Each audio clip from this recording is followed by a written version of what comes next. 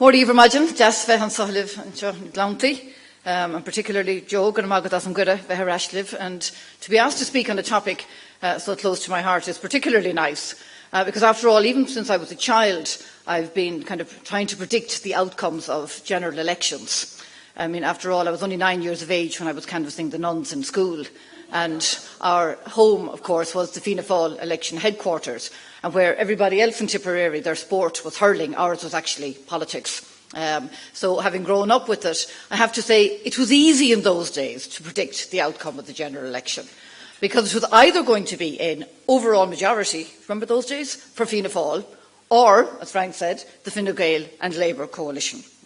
But then along comes the independents and the deals and the small parties and the alliances and the new groupings and Noel's gene pool and the right and the left and the extreme left and the opinion polls and the choices, which makes it absolutely impossible to predict the outcome of the next general election. And over the last number of years, commentators have tended to use kind of natural disasters to describe elections and the outcomes of elections. So the 2007 general election was the earthquake that never happened.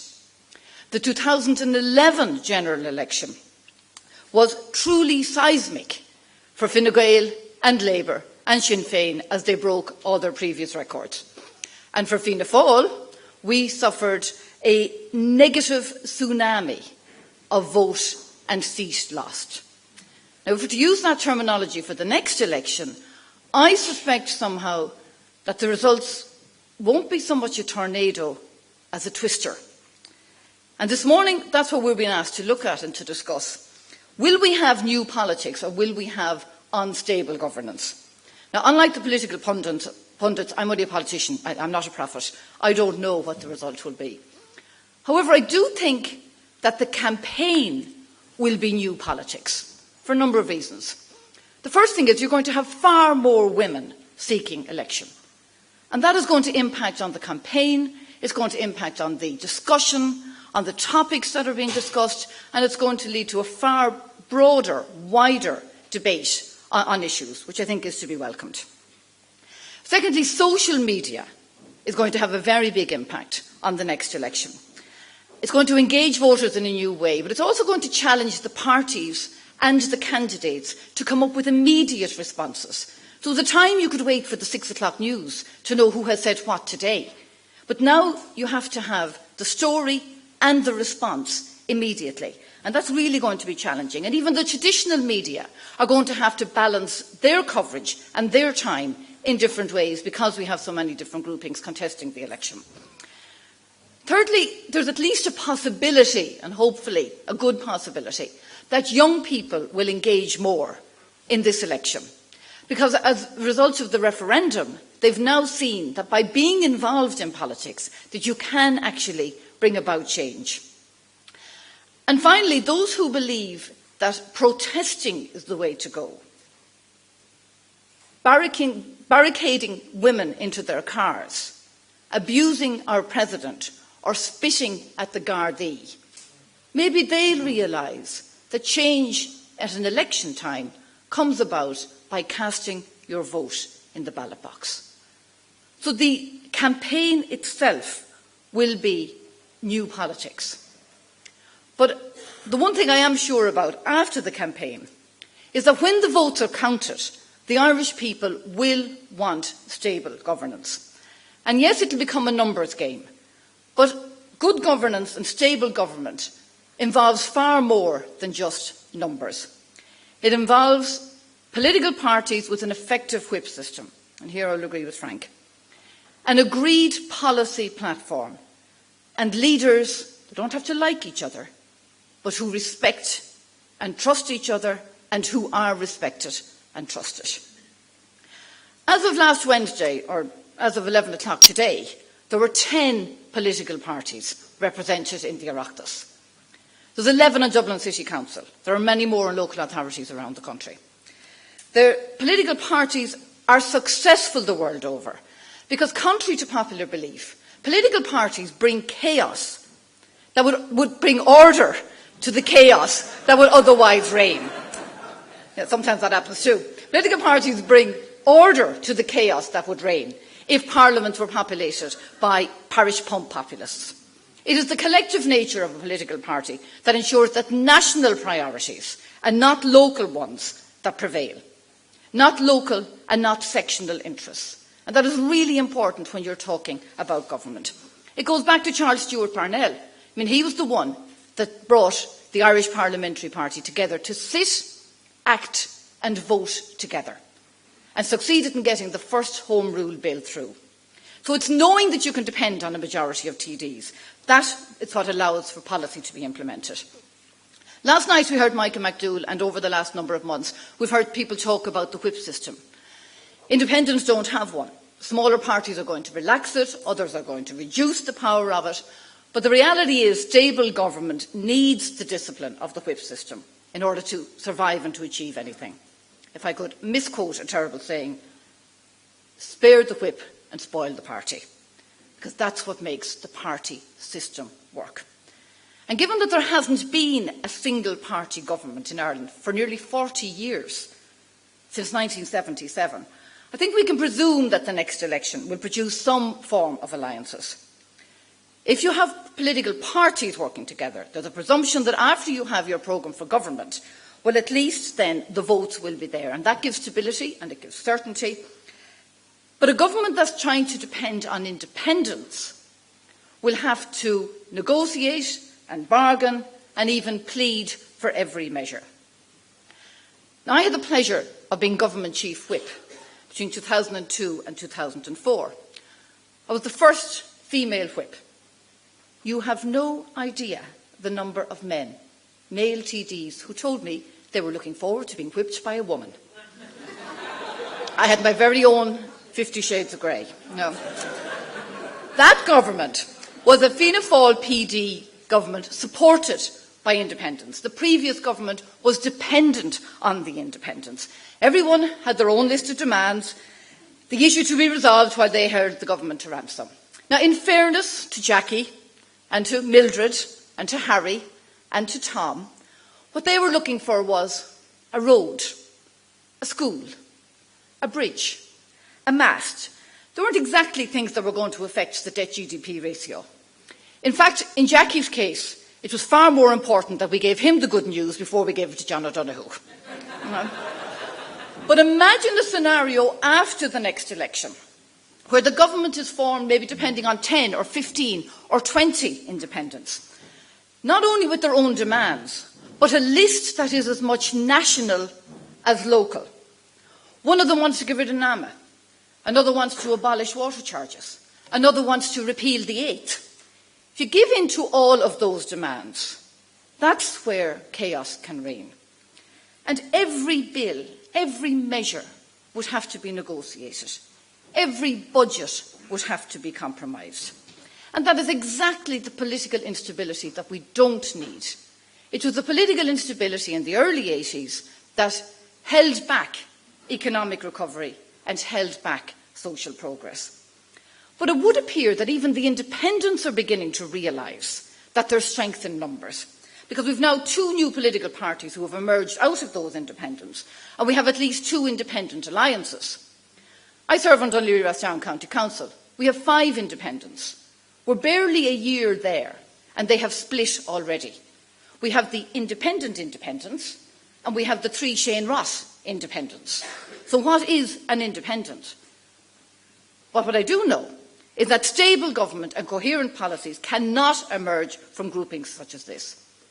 And it's all very well them just coming together. But in order to achieve anything, and in order to have value, they have to have a shared purpose. They have to have a shared vision, and not just coming together for the sake of trying to get into power. It is the shared vision that creates political parties, and that's what's necessary for stable government. Now, even within the political parties, the whip system can actually be very challenging. Imagine trying to get the fellow in your own party who was passed over for promotion to turn up every day for a vote. Or even worse, the fellow who's just been sacked as a minister, and get him to be there as a backbencher. Or consider the TD with the local difficulty, or more likely, the one with an issue of conscience on a social issue. And of course, there absolutely should be room within the Irish political system for allowing people to vote their own way on matters of conscience or matters of life or death. That wouldn't weaken the whip system. It would actually be far more honest than what's happening at the moment. TDs don't leave their conscience behind when they're elected to Dáil Éireann, and neither should they be expected to. But no, life and death does not include your local hospital, your local factory or your local road. But conscience is something that should be allowed for in our Irish political system. Within the system of Parliament as well, the whips have a relationship not just with their own party, but also with each other. Party leaders play a different game. They're playing with their audience. What we saw in Greece recently, it was the Parliament that had to get the measures through. And it works best with political parties. But it's a programme for government which I believe is a really essential part for stable government. And that involves negotiation and it involves compromise. Now, it happens at two different stages. It happens immediately after an election, where you take the manifestos where there's common purpose and you draw them together. And it happens again sort of mid-term, where there may be new priorities that have emerged. One of my political experiences was to renegotiate the programme for government with the Fianna Fáil Green government. At the time, Miriam Lord wrote that Fianna Fáil sent 2 bother boys and a boot girl to negotiate, which was a terrible thing to call Noel Dempsey, Dermot Ahern and myself. WikiLeaks reported that I told the US ambassador, if some of the Greens had their way, the programme for government would emphasise hares, stags and badgers, while everyone else in the country is drowning in this economy. Now, of course, I wouldn't confirm a WikiLeaks. Ambassador, I'm not asking you to confirm that I'm a spy.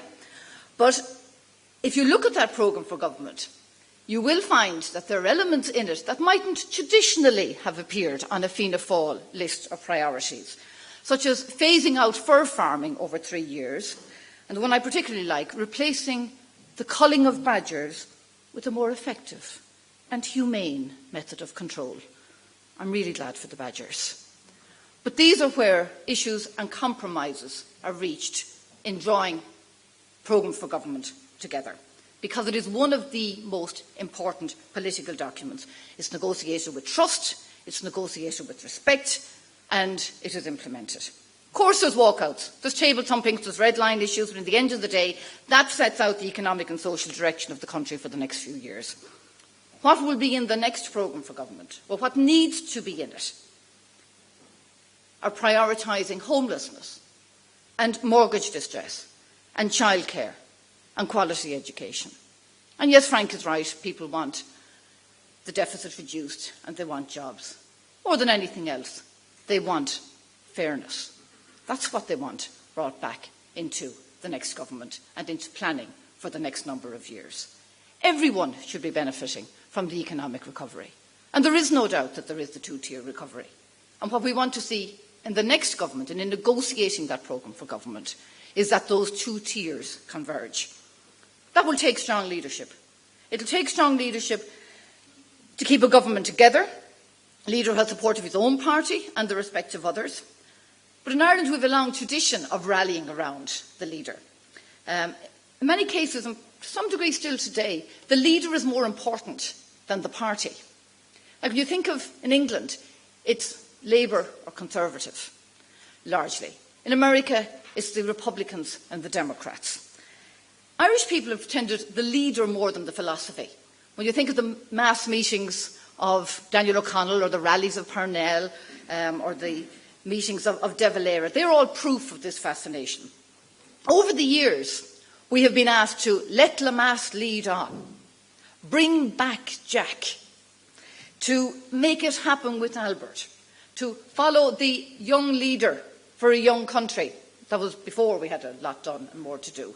I'm invited to be part of Bertie's team. And do you remember the one where Gilmore for Taoiseach? I think Eamon Gilmore would like to forget that one. No. But the focus on the leader in Ireland is always emphasised by posters and slogans and banners and even songs. Right? The leaders' debate on RTE, TV3, TG Cahir, Gaeilge, Agus Béarla, they all continue this fascination and this interest in the leader. Opinion polls always ask about the popularity of the leader, and we saw even in yesterday's opinion poll, the popularity of someone like Micheál Martin was way ahead of the popularity of the party.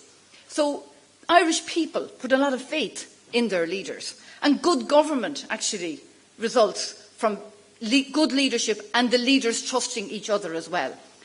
Bertie Ahern and Mary Hanafin worked very well together. Albert Reynolds and Dick Spring didn't, because they didn't trust each other. So when the Irish people put their trust in the political parties, they're entitled to have that trust repaid. And by the end of the last government, we in Fianna Fáil, we had lost that trust. We'd lost the trust of the Irish people. But then we got a campaign where Fine Gael and Labour made promises that they didn't need to make. We continually now hear the extreme left trying to sell a message of protest and opposition with absolutely no solutions. So the lesson of the next election, which might sound obvious, but it's particularly true now after all that we've been through with political parties, with my own and others, is don't make false promises. Don't raise expectations needlessly of the Irish people, and don't let them down when you get into government. But if there's one thing certain in the next election, and that is nothing is certain. The latest opinion polls are showing that 30% of people are undecided as to who they're going to vote for. The current government have lost 43% of their support since the last election. It will be entirely unpredictable. So despite Joe asking us the question, I believe it's really difficult to answer. But you could picture the scene in Leinster House after the next election.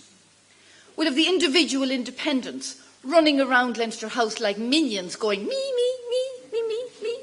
You'll have independent alliances morphing into political parties, realising perhaps there's more success than that. We'll have the newest party wandering around looking for a leader because they suddenly realise that 3 into 1 won't go. We'll have the smaller parties swimming in their gene pool looking for preferment. We'll have the larger parties saying it's for the good of the country. Thinking, is it for the good of the party? The scene has all the ingredients of political instability, but it can be avoided with decisive leadership, with strong political parties, and with a clear vision, not just for the future of Ireland, but of a fairer society, which is not always evident now. But once the people have spoken, they will not thank us if we fail to play the hand that they deal us. As of now, the bigger parties have all ruled out going into government with each other. Someone has to run the country.